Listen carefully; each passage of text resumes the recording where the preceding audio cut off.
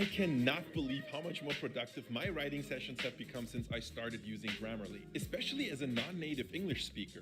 Video scripts, business, even personal writing, it just makes the entire process so much smoother and more fun.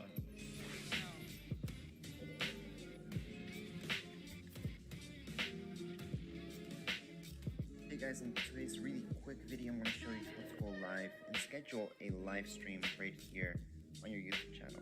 So first of all, just go into YouTube, and on the top right hand corner you will see whatever logo you guys have. Just click on it. Once you click on it, you're going to see these options. So your third option will say YouTube Studio. Just go right into there. Once you go into your YouTube Studio, you might see something like this. And what you need to do is click on the top right hand corner. You will see this, go live. Click on go live. Once you do that, you're gonna go here. So you might see something here, you might not. It depends. So we're gonna schedule a live stream today. It obviously depends how you guys are gonna stream this exactly, but this is how to do it. On the left hand side, you will see several options. So to schedule, it's your last option. Just gonna go to manage. And then from here, on the top right hand corner, you're gonna see schedule stream. So just tap on schedule stream. We're gonna see all of this. So you might see something if you've done this before. If not, you won't see anything here. In this case, I'm just gonna choose create new. And then from here, I just have to set all this up. So just putting a title. Most of you will like to go public once you start the stream. And then just fill out everything that makes sense to you. And you can even upload a thumbnail at this point. So once you're done filling out all this stuff, uploading a thumbnail, if you want to, you don't have to. You can just fill this up and then just create the stream. Again, most of you will want this to be public once you start streaming. So leave it as public unless you want it to be private. Then we're just gonna go and create stream. Just gonna wait for it, and here we go. That's it. So right now, your subs will actually see this, and they can actually just wait for it. So the screen that they will get is different than what you're seeing here. So let me just show you what your subscribers are looking at right now. So if I go back into my studio, I can actually go into the tab where it says live videos, and these are all my live videos. Here are your uploads. From here, I can actually click here and just go to the link. I mean, that's one way to do this. So I'm gonna click on it, and I'm gonna click on this link, so it just takes me there. So it says live in 66 minutes, and they can set up a reminder, which is a notification, so they don't miss it. So that's how you guys can schedule a stream. If anybody goes to this link, that's all they're gonna see. And it's not just gonna start by itself, you will have to start it yourself. So once you start your live and it's time, it says go live, you will be able to click on it. Obviously you have to start the stream using whatever software you're doing, or your camera, whichever way you're actually doing this stream. But for now, all your subs could do is just wait. Right now we can see right here in the stats that there's one viewer waiting. That would be it for this video. If you guys have any questions, you guys can write down here in the comments area.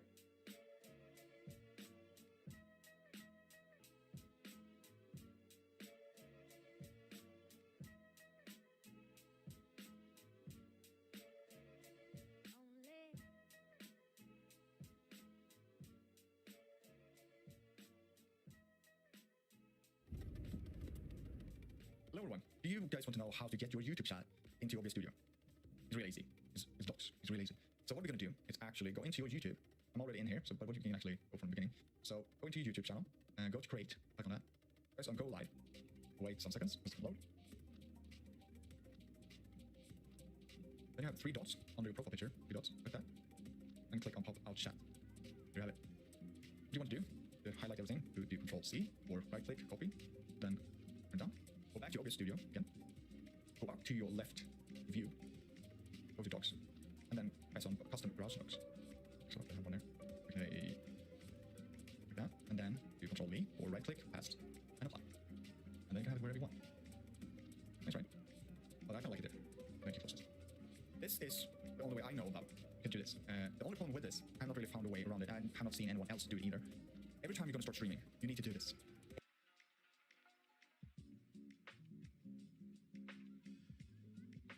Showing up on the first page of Google might not be the best for everyone.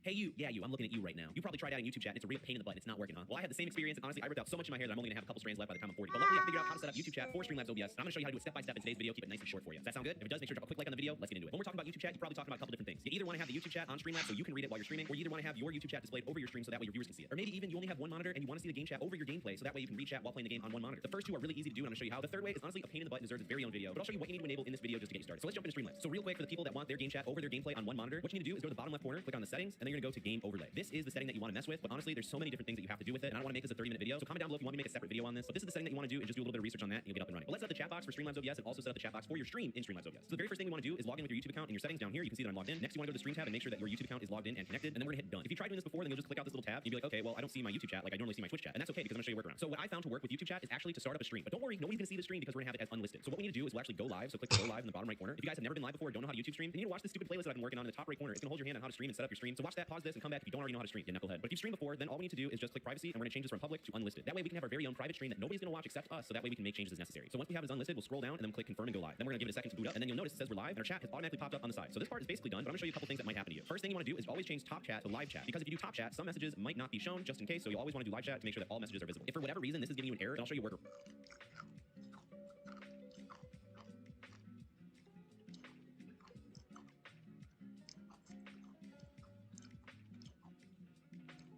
So let's go over to YouTube Studio. I'm on my YouTube Studio account, and what we need to do is click the create button in the top right and then click on go live. You'll notice that we already have a live stream going, which is great. So we're gonna click the little live stream. Then you can see that our live stream is unlisted, so nobody can see it except us. But we want to go to the chat, and then you see these little dots right here. You'll click that, and then you can click pop-out chat. So now you have your very own pop-out chat that you can take this pop-out chat and put it over the chat box over here in Streamlabs OBS if for whatever reason it's not popping up for you. So now we have the chat room showing up for us. Let's actually test it. So I'm gonna go to the YouTube Studio page because this is the only place that you can actually talk to your chat through the chat box for whatever reason. It's really weird. I'm gonna type a message. Now you can see that my message has showed up in the chat. But if you go to actually sign in to chat here, you'll click this button. You'll want to open it in the web browser, and all it's gonna do is I'll click it. It's just gonna open up the pop-out chat here. So it's honestly a pain in the butt, and I don't know why that is. But if somebody does know why, comment down below and let me know. So if you want to talk to your chat, just do it through YouTube Studio through text. But most of you streamers are gonna be using a microphone anyways, and that's not gonna be necessary. So we have our chat box working now. Let's get our chat box working so our stream can see it. So we're gonna go to our sources. We're gonna click plus, and then we're gonna scroll down to widgets, and then we're gonna click on chat box, and then hit add source. I'm gonna click add new.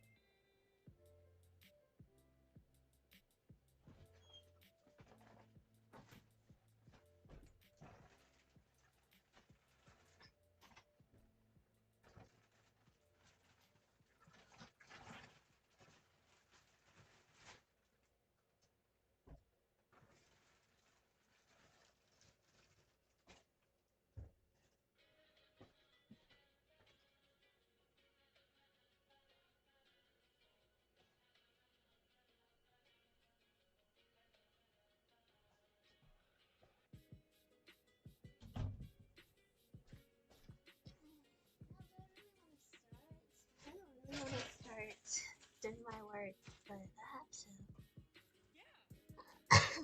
Okay, well. Anyway. Man, I don't really like doing this. I have to sit. I'm gonna watch another YouTube video. But I can't.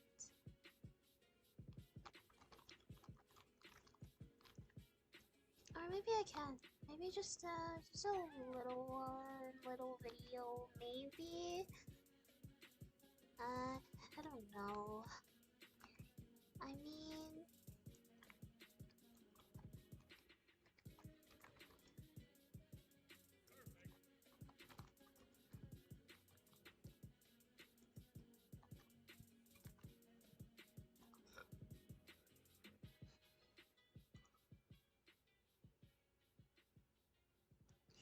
yeah, I might just go watch another video, I guess.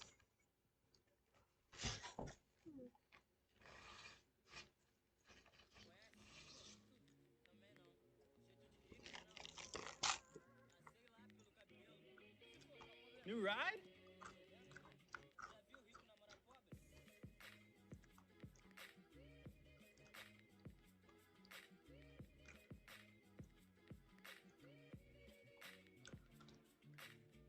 After this video, I will go and do what I'm supposed to do. I guess I'm procrastinating, but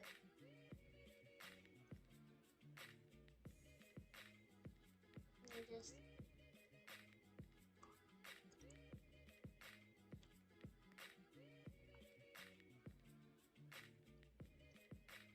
there we go. Let's go. Just gonna watch this video, I guess. Okay. Yep, we're cruising in style with Verizon Home Internet. Got it for just $25 a month. No hidden. You having more time on your hands, you're going to get in trouble. 4-day work week. What do you want to do with the 3 days? Anyways. Is success people having more time on their hands to chill out and do nothing? People need 2 hours of free time. Why? To be able to go out there and do their, your chores. Is success building companies that creates jobs that the government doesn't have to come and bail people out? But just hours after I made my video about Patrick Bet David, he doubles down and makes another video on his main channel, VTuber, which is titled The Case Against a 4-Day Work Week. 4-day work week. Good idea, bad idea. I asked this on Twitter. 25,000 people voted. I tell you, I was surprised because my audience is generally entrepreneurs, CEOs, C-suite. Most of these guys are in business. Maybe. There's 4 million people here. That's a lot of entrepreneurs, executive CEOs, and C-suite people. I'd be willing to guess that a large portion of this audience are also people that want to be entrepreneurs, but aren't running their own business or making any money, but use these videos as motivation or something like that. 22.5% said they don't care. 23% said bad idea. 54.6% said it is a good idea. 4-day work week. What do you want to do with the 3 days? Why are you asking that question? Let the entrepreneur decide for themselves. Before we go into some of these countries that are testing a 4-day work week, let's define success. Is it success just having more time? Well, then countries that do that and are giving the people more time, that's called success. Or countries that are doing a model that produces more companies, that generate jobs, that create better innovation, if that's success, well, a lot of these countries that are doing a 4-day work. This is the main thing that makes the rest of the video silly, is that you can't define what success is for everyone. It should be, what is the definition of success to you and your business or your personal goals? He doesn't even say these are my opinions, or that you can have different definitions of success. Editor Josh here. If you like what you see here, you like what I do here on the channel, and you'd like to support the channel, I have a Patreon link down in the description where I'm looking for interns, middle managers, CEOs, and you'll find behind-the-scenes clips like this. And you can ask me questions about the gear or the things that I use to do YouTube and anything else you're curious about. You can also roast me for my cord management or the fact that I talk to a Sony mounted on a Elgato Stream Deck box. Anyways, if you're curious, the link's down there in the description. Thank you so much. I give you some of these countries. I'm also going to give you what companies they've founded there, what technology's been started there. But he really doesn't. He just picks random countries as well as random companies that he has decided are good or bad. He sets no standards. He doesn't tell the audience what the qualifications need to be for picking these companies. He doesn't give his rubric for judgment and then says, you decide if a 4-day work week is good or bad. I don't want to ruin it completely, but for example, for the country of Austria. He says their citizens took a survey that asked whether or not they would like a 4-day work week. They surveyed people to ask who was interested in it. 1 out of every 2 workers said they would welcome a 4-day work week. And then for no rhyme or reason at all, he picks the company ᴃᵉ to be Austria's most innovative company. Most innovative company they have started in the last 30-something years. It's called ᴃᵉ. You ever seen ᴃᵉ? You probably had it before. You know what their top line revenue was last year? $29 million. If that's success to you, well, maybe the 4-day work week is a great idea. Let's go.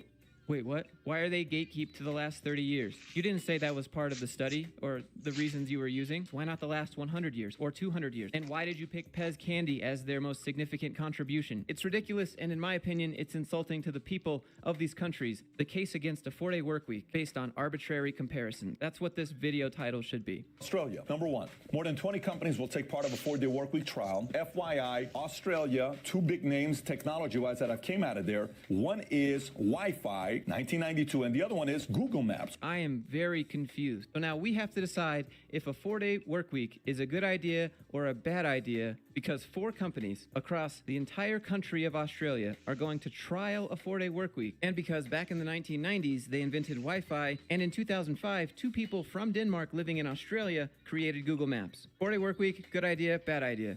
Does this not seem incoherent to anyone else? You mix and match what you talk about with who you're talking to, and I have to point this out because I don't think people notice it. At the beginning, he's like, my audience is entrepreneurs and C-suite and executives and stuff, and then he's using studies that are talking about employees and their point of view. So it's not going to match up anyways. Most innovative company they have started in the last 30-something years. It's called ᴃᵉ. You ever seen ᴃᵉ? You probably had it before. You know what their top line revenue was last year? $29 million. Pez is great. But have you ever heard of Red Bull? That's an Austrian company. Here's the Red Bull revenue worldwide, $8.87 billion in the year 2021. And you pick Pez with 30 million? $29 million. Yeah, let's go to the next country, Belgium. Workers in Belgium now have the right to switch to a 4-day work week, but they're working 4 10-hour days, which is a total of 40 hours a week. Workers are still expected to maintain the same amount of hours. In your podcast, you say if people aren't working 5 days a week, then you're losing 20% of your productivity, and then the price of your product has to jump 20%. Then I have to raise my prices by 20%. Yeah. A $5 burger becomes $6. Okay, a $50,000 car has to become 60 grand. I just have to do it because I got to make up that additional 20% that I got to go hire labor. This study is the most polarizing to your audience because a country has a mandate where workers are allowed to ask for a 4-day work week and do a trial. And by the way, if I were to ask you what innovation has Belgium done in the last 30 years or something, you're going to say, well, they got the best beer, and they got great candy, and they got great this, and they got Anheuser-Busch. Yeah, maybe, but no real crazy innovation that impacted other. Connect by T-Mobile delivers wireless that fits you. Get no contract, talk, text, and... Oh, here we go. That's my favorite. No real crazy innovation. Sure, let's use the ᴜᵒᵐᵐᵉ. It's hard to watch this when you're using logical fallacies and... Next, Canada, population 38 million. Wait. You didn't actually give a product? No real crazy innovation. Nothing that I'm going to count as a crazy innovation. And then you just move on to the next country. Again, you're mixing and matching your audiences. You're using a labor reform law talking about a 4-day work week. For employees, this is so confusing and incoherent. Next, Canada, population 38 million. Dozens of companies in Canada are experimenting with a 4-day work week. I don't know. Give me innovation from Canada. Google, Facebook, Apple, who? Who from Canada? If that's the innovation you want to use, then why are we going to continue to go down this list? You've already... Who? What? Huh? Ego? Doesn't meet my definition? Not good enough? The superiority complex. Don't know. Is Canada known as the innovation capital of the world? Probably not. How do you define success? Let's go to the next country. Denmark. So you keep asking the question, but you defined it earlier in the video. Denmark has the second shortest average work week in the world. If you like working only 33 hours a week, go to Denmark. First of all, that's not how it works. This allowed full-time workers in Denmark to spend 66% of their day on rest and leisure. How can you read that sentence and say it like they're doing something bad? They're employees, full-time employees. Your audience is entrepreneurs, C-suites, executives. You said it yourself. Yet you're using studies for employees. Employees have very different motivations than entrepreneurs. And also, let me state that Denmark is number 2 on the World Happiness Index. What did Denmark invent? I got to give these guys props. Legos. Denmark, if you're going to work 33 hours a week and still produce the Legos, you keep doing what you're doing right now. Leave the innovation to other countries. So you insult Denmark. I love Lego, but leave the innovation to other people. That's so condescending. These are quite the generalizations that you're making. Germany, population 83.2 million people. In addition to having one of the shortest work weeks in the world, 34 hours, Germany's largest trade union is lobbying for Germany to adopt a 4-day work. What kind of innovation has Germany produced? Obviously, they got the cars. We all know the cars that they produce, but airbags, the C-leg, the chip on your credit card, the MP3 format. Is it a good idea to go to a 4-day work week and only work 34 hours a week? That's what Germany wants to do. That's what Germany wants to do. Doesn't necessarily make it a good idea. I feel like this video isn't really giving the complete picture. If you go back to his podcast where he talks about this exact same topic. Germany's next. Wow, They've dropped you as feel well. like they're so industrious. They've dropped recently. This is a recent number. Keep going. The Germans not working. Keep going. Huh? The reason why Europe can work as little as they do is because we innovate, they take advantage of. Wow. We fund NATO, they sit around and don't do.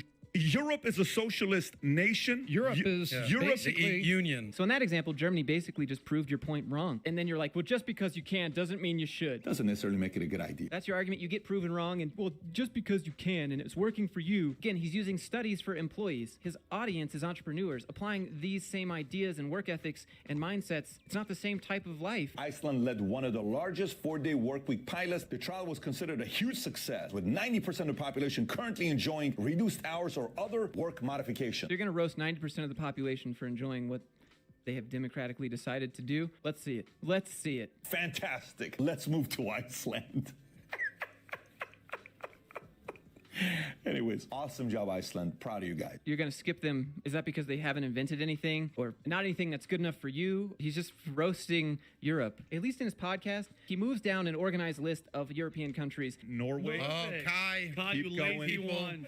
Keep Scandinavians. Ulrich, get back to work. In this video, he's just arbitrarily picking countries. We're moving to Japan now, I guess. Japan, the government released their annual economic policy, which recommended that companies let staff work 4 days a week. Japan has been known for an intense working culture. What they've invented, ready? Emojis, Walkman, CDs, DVD, Blu-ray, VHS, jet ski, laptop, 3D printing. There's a lot of different great things that they've done in Japan, but it sounds like COVID has scared people in Japan to say, instead of losing this employees, get them to work 4 days a week. This doesn't make any sense. Netherlands. You know how many hours a week people work? Yeah, the Netherlands, they work 29 hours a week. You said it at the beginning of the video. Surprise! Live in the Netherlands, only work 29 hours a week. In the Netherlands, citizens now have the right to go part-time in their job unless there's substantial business reason. Okay, well then that makes a lot more sense. And it seems like you've taken this out of context. As a result, workers in the Netherlands have the shortest average working week in the world, 29 hours. So they have the shortest average working week. People are not working 29 hours full time. You're not specifying that. You don't call that out anywhere. Only work 29 hours a week. This part just seems really disingenuous. Pat, you can do better than this. Although Netherlands doesn't necessarily have a 4-day work week, it's the norm for many people, especially working moms. Yeah, if they're part-time, you're probably going to work like 4 days. 86% of employed moms work less than 35 hours per week. 12% of working fathers are also low hours compared to other countries. How low is low? Give me the numbers when compared to other countries. What other countries? You know what they've invented? Bluetooth.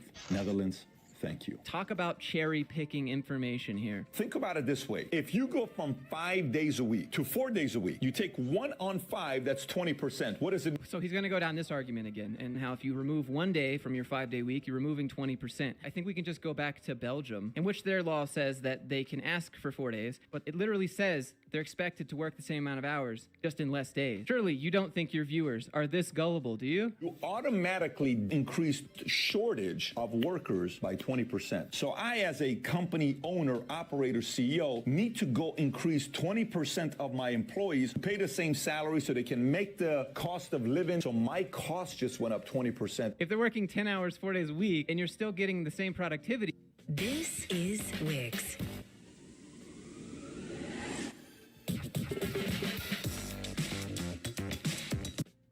Your cost doesn't go up. You're mathing yourself out of math. Belgium's law even says that's not how it works. But this entire argument, again, is based on he thinks hours are productivity. And you want me to still sell the products at a discounted rate? And that means I have to increase my product cost by 20%. So if the hamburger was $10, now it's $12. If the car was 40 grand, now it's 48 grand. Wow, he's doing math for us, guys. This is...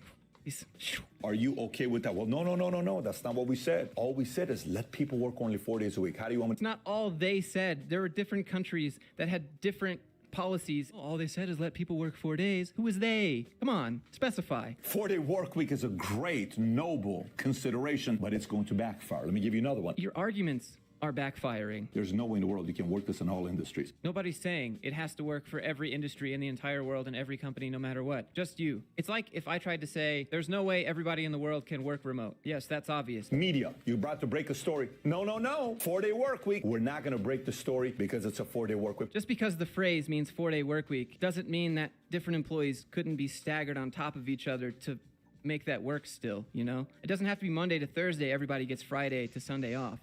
That's not how it has to work. Pat, that's an excuse. You can hire other people that are going to work those days. Exactly. I need to increase labor by 20%. Or you can just stagger your workforce across different days. Oh, no, we're not doing that. We have to hire someone and raise our price by 20%. Okay. What? Why don't you do? Stop being so greedy. Put the money into the employees. Math doesn't work that way. You're right. It really doesn't work that way. It's like you went up to a whiteboard, wrote your own math problem, solved it, and then said, see? There's this guy who I interviewed, Dan Price, I believe is his name. He said, I'm going to give all my employees $70,000, including myself. It backfired on the guy. Have you read the articles on this guy? Everybody loved him. What a noble man. Backfired. I'm not sure what this has to do with the 4-day work week. I'm not sure what this has to do really with anything. But if you want to roast the CEO of Gravity Payments, I guess that's what we're doing now. Great story for socialists to use. Look at this guy, so noble. Look at these billionaires, so greedy, right? Okay. You know what it's like to be part of a startup? Imagine I start a company. Books, people buy it online, but don't worry about it. You're only going to work 4 days a week for 29 hours because we're a noble company. Let's make this Amazon. Man, is he poking fun at the Netherlands again? Is that why he chose the 29-hour figure? We only work 4 days a week for 29 hours. Right there. They're doing 27 and a half hours. The study I saw was 29. It's gone down to 27 and a half hours. Netherlands, #1 on the list. What else the least is on amount this of work list? hours they work. But the reason they work 29 hours is because they can elect to work part-time, which reduces the overall worker average in that country. It's not 4 days a week for 29 hours. This is so taken out of context and then used as an insult all in one. You really buy that idea? You think it's going to work with startups? What world do you live in? I mean, ask the owners of Scroll. The CEO of Scroll, Shane, he does a 4-day work week. They're a digital marketing startup. They're doing great. They're growing. Journalists are convincing people that this is possible, and it's not. They just need an article to write, and politicians say, let's do this because people are going to like it. I'm going to get reelected. So now you're blaming this whole thing on journalists for promoting the 4-day work week because that's what gets them clicks? Pat, stop it. Oh, my God. Why is it all you guys care about is money? No problem. That's not what I was going to ask, but sure. Ask yourself your own question and then give us the answer. Here's a thought for you. As parents, what do parents say that have raised great kids? Oh, are we going to go down the argument where you compare children to adult workers? You say if children have too much free time, they're going to get in trouble because that's what you did in your podcast. For certain kids, they will get into more trouble. Yeah, no, not for certain kids. They will get in trouble if you have more time on your hands. You having more time on your hands, you're going to get in trouble. You are going to do, drugs, alcohol, gangs, stupidity the moment you have more time on your hands. Using behaviors that children have as an example for things that adults will do is not a good argument. What do parents say that have raised great kids? Keep them busy. Too much time on hand for your kids is not a good thing. Well, why not? Why should kids go to school as much as they do? Maybe we need to give kids more time. Why they go to school from 8 in the morning to 3 o'clock? Why not make it 8 to 11 o'clock? Give them a bunch of free time. Not every kid is automatically going to get in trouble. They can stay busy without doing school. And here's the other side of that. A lot of kids that do go to school still get in trouble. Side note, where's the data for this study that you're using? You just presented a question and then gave us the answer, and then nowhere did you indicate where you got that information from or how many people were surveyed or...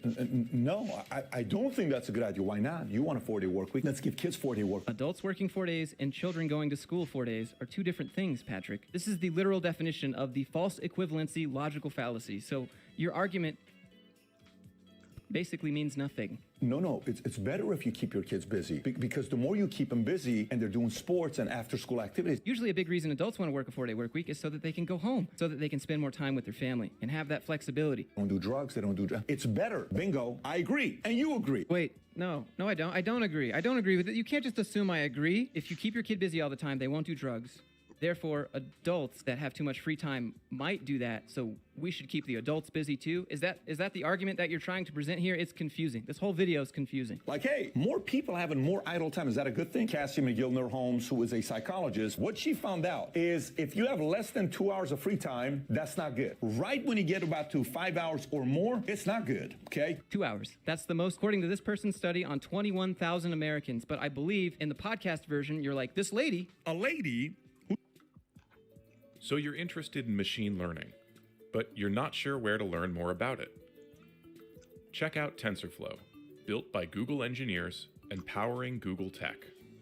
We've curated some of our favorite videos, courses, and books so you can get working with the very latest in machine learning.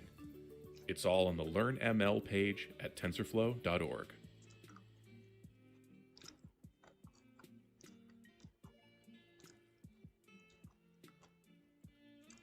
Who's a liberal from UCLA University, goes and does a study to see how much free time produces good things with people. The study was specifically done when COVID happened, everybody's being home. Oh, by the way, he just casually leaves that part out, that it was done during COVID. That's only mentioned here in the podcast. That makes a huge difference in what the results will say. In this video, you're like, here's this lady, here's her study, here's what she said, this and that. It's very different rhetoric in this video. Why? This is how they broke it down. They broke it down less than 2 hours. You feel like you're anxious because you don't have enough time to get all the other chores done. Anything above 5 hours, you feel like you're not fulfilled. But that's not what you said in yesterday's video. People need 2 hours of free time. Why? To be able to go out there and do their, your chores, pay the bills, go get the haircut, go do the shop and all this other stuff. She said the moment it went to 5 hours of free time, stress and anxiety went up. Why? Because you started realizing, am I not valued? Am I not important? You said people are put here to feel important. Those are your words, not mine. Here's the clip. We are put here to feel important.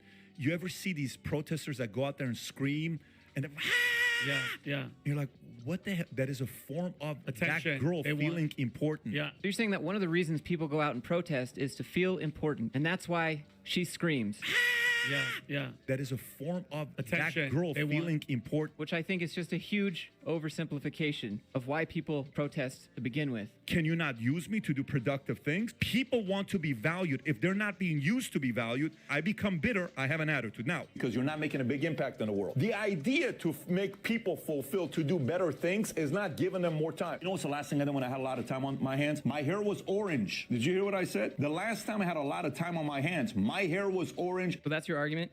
You made a poor decision on your hair color. Flipping day, partying, doing the stuff I was doing. I do way too much time on my hands. Am I better for society? Is that what you want me to do? It's not a good idea. Here's another one for you. Have you looked at the studies of what happens when people retire early? Have you looked at any of that stuff? Yeah, I have. A majority of people on their deathbed say, I wish I didn't spend more time in the office. But you're going to give me the study from the Shell oil executives that retired early. Let me do the work for you and share it with you. Early retirement before age of 62 has been associated with higher mortality risk in some instances. In some instances, once again, he glosses over the in some instances, just like he did in yesterday's video. Yeah. In some instances, a study of Shell Oil Company. Watch this. This is like the 50th time I've seen him say, watch this, and then shows nothing. He does it so many times in the podcast, and it cracks me up every time. In some instances, I would almost think means the minority of cases, in some cases. But still, this study doesn't apply to everyone. The study of Shell Oil Company found that those who retire at 55 years old, live to be 65, die 37% sooner than those that retire at 65. Based on how he's used studies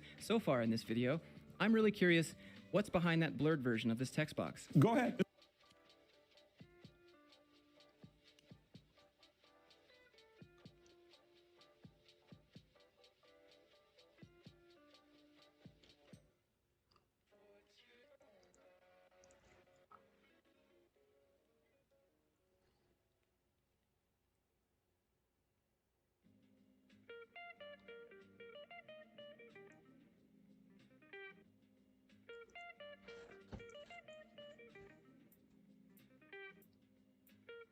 Okay, it's time to go back to some of my work. Right.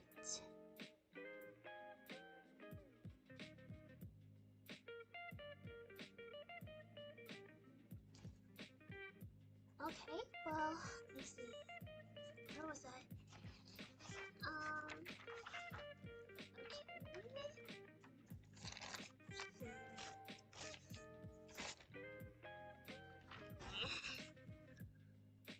So I moved the multiply number to the front, right?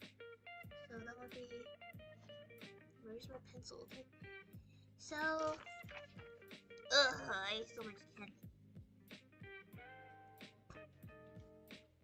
That'll be 2 cosine of 2x times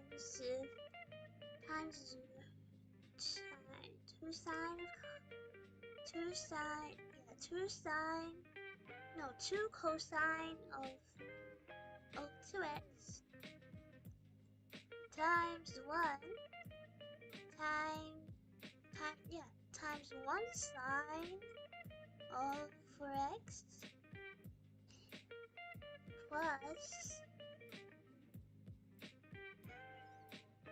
plus 4 sine 2x cosine 4x times 1.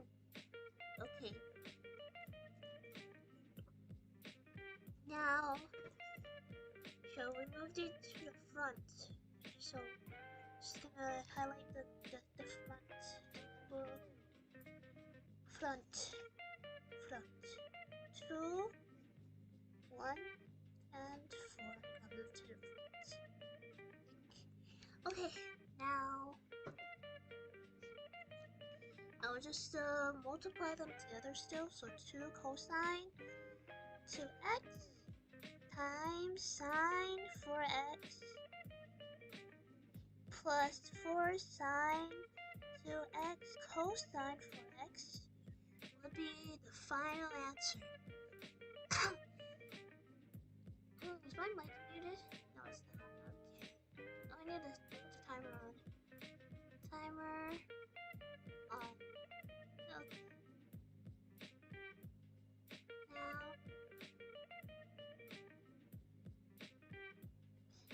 so the derivative of y equals sine 4x times sine 2x would be 2 cosine of 2x times sine 4x plus 4 sine 2x cosine of 4x will be the final answer. Oh, what? It's not? Did I do something wrong here? Let me see. Let me do... Oh, did I forget? Oh, no, I didn't have it. So, parentheses around the... Oh, no, that's not it. What? What did I do wrong here? What? Oh, I got it. Okay, I just forgot the parentheses. So make sure to always put parentheses around the little cosine of blank and the sine of blank. Okay. Question 10. Find the derivative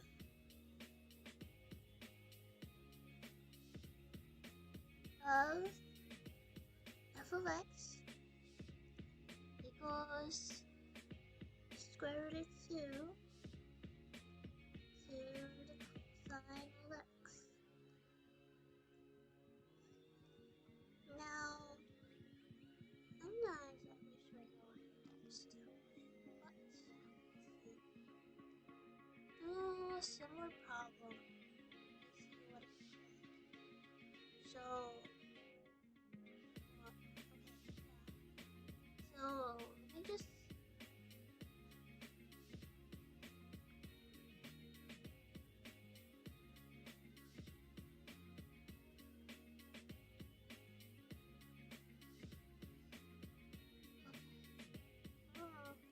so high. I'm gonna take off my hoodie. Whatever. I went outside, which is why I didn't have a hoodie.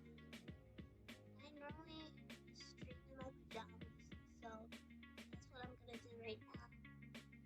Because I don't feel like getting dressed anymore. So I'm just gonna go change real quick, I guess. I'll change when I have my break. Not right now. So if we look at a problem, which is pi to the cosine of x. So pi to the cosine x, cosine x. How would you find a pi to the cosine of x? Find first derivative. You would do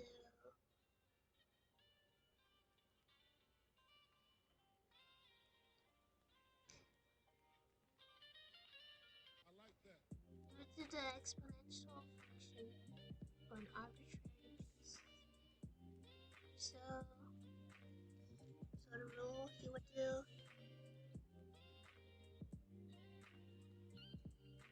This is pi cosine of x.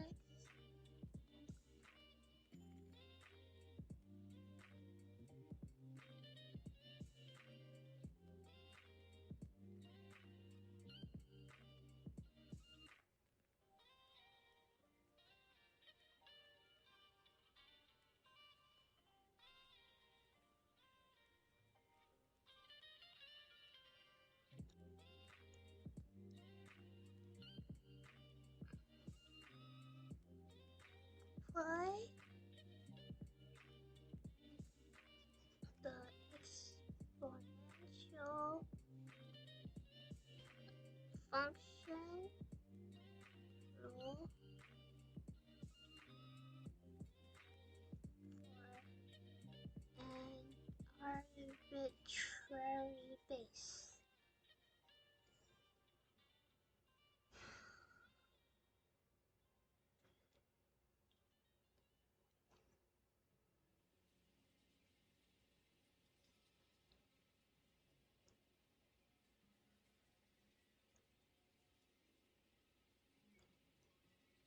So that rule would be a to the power of u times x equals n a times a to the ux times u derivative of x. And it's also chain rule applied.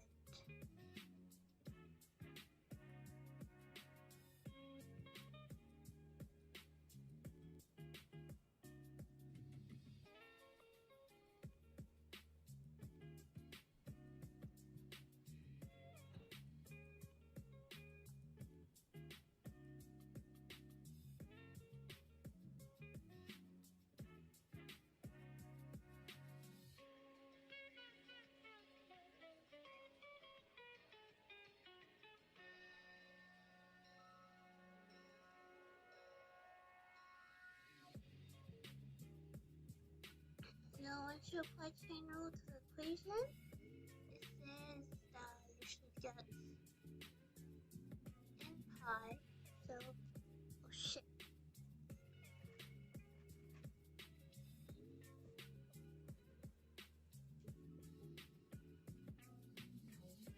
N pi times pi cosine x times d over dx cosine of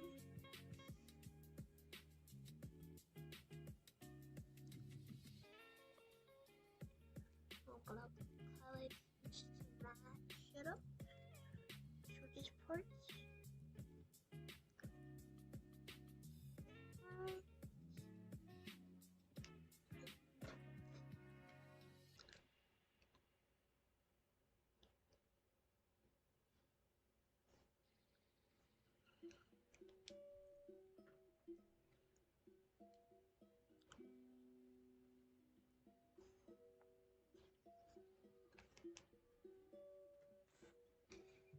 Okay, so that's what you get now, and then you just do the d over dx for cosine of x.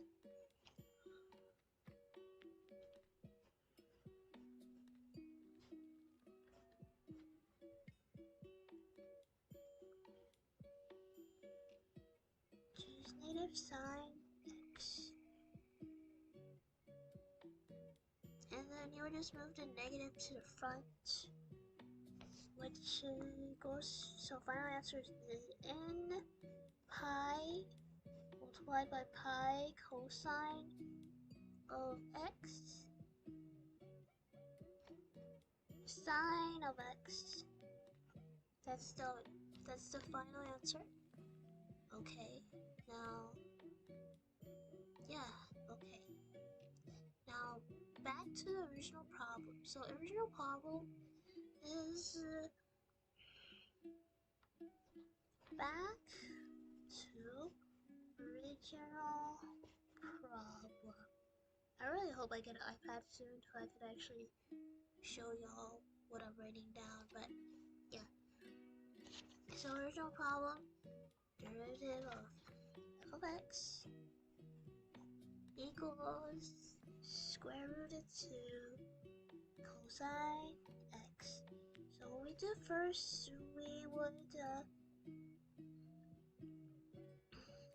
apply the exponential function rule for an arbitrary base.